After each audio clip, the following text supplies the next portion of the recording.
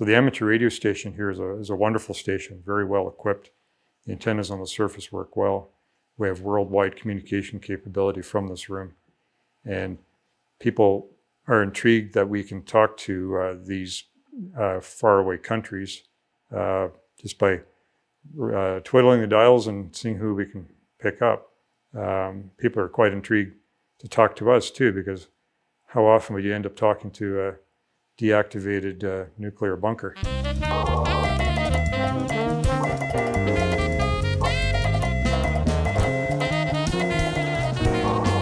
Victor Echo 3, Charlie Whiskey Mike.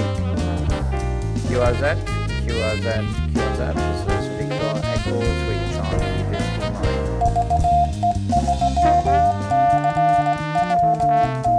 Mike. How does that work? Well, the radio itself, when I click it on, it will send it'll turn the signal on and off, on and off, on and off. The on and off signal goes to what's called an antenna, and the antenna sends out a magnetic signal, out, in, out, in. So what you have here is a transmitter going out and in, and at the other end you have an antenna just like that, that will receive that magnetic signal. The magnetic signal then will go down the wire to the receiver and translate it into an audio signal so we can hear it. Amateur radio is a hobby of people who are interested in technology, and to become a ham radio, an amateur radio, you need to make a license, and then you get a call sign and are allowed to operate things on the frequencies and talk with people, develop technology, build antennas. So you can be very technology built, but it can also be very communication focused. So the club call sign here, the call sign of this station is VE3CWM. It correlates well with Cold War Museum. So that's how the call sign came to be. The Canadian call signs for amateur radio all begin with V. Most of them begin with VE, although there are other prefixes as well.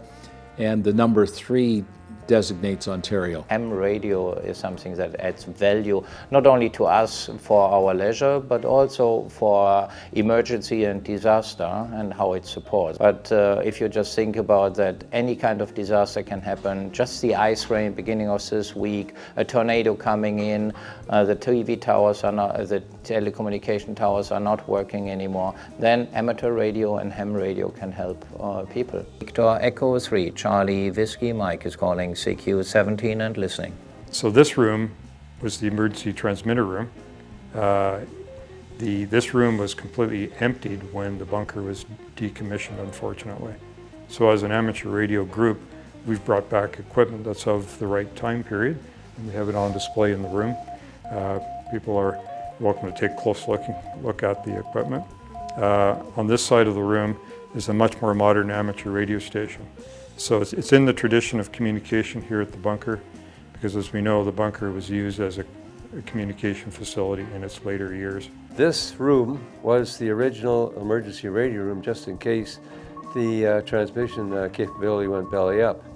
What you see here is almost the same as when the place was operational. This emergency radio room was going 24/7. We're available 24/7, we never used it. Now that the bunker is retired, the Diefenbunker Amateur Radio Club now performs all the functions within the emergency radio room. We are demonstrating for the Diefenbunker tours the various capabilities of the emergency radio room and why it was here. What we're doing mostly here is either calling out a signal that says I'm looking for somebody to talk to, or we're looking for somebody who's giving out that signal that says I'm looking for somebody to talk to, and it's just chance communications and often just a quick exchange of signal reports, and then sometimes we'll get into a little more discussion with somebody, and certainly we're here in a bunker, and that gives us something interesting to talk to people about besides the Canadian favorite of what's the weather like.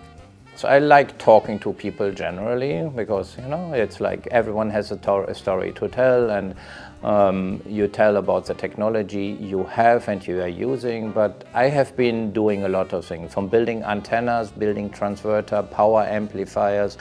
So I've been doing a lot in the technology part, and I like very much that you can combine so many different things. It's mechanical work, it's soldering work, it's antenna work, it's computers which are connected with that. So it's a very, very wide spectrum, which is fun to work with. I've been a volunteer here now for 10 years, so it's been a wonderful experience spending time with my fellow amateur radio operators and the general public that come in and really engage with us.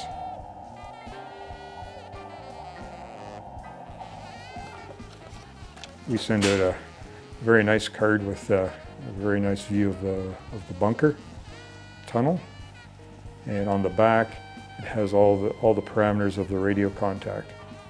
So it's fun they're the same size as a pulse card. So they're fun to collect them, put them up on the wall.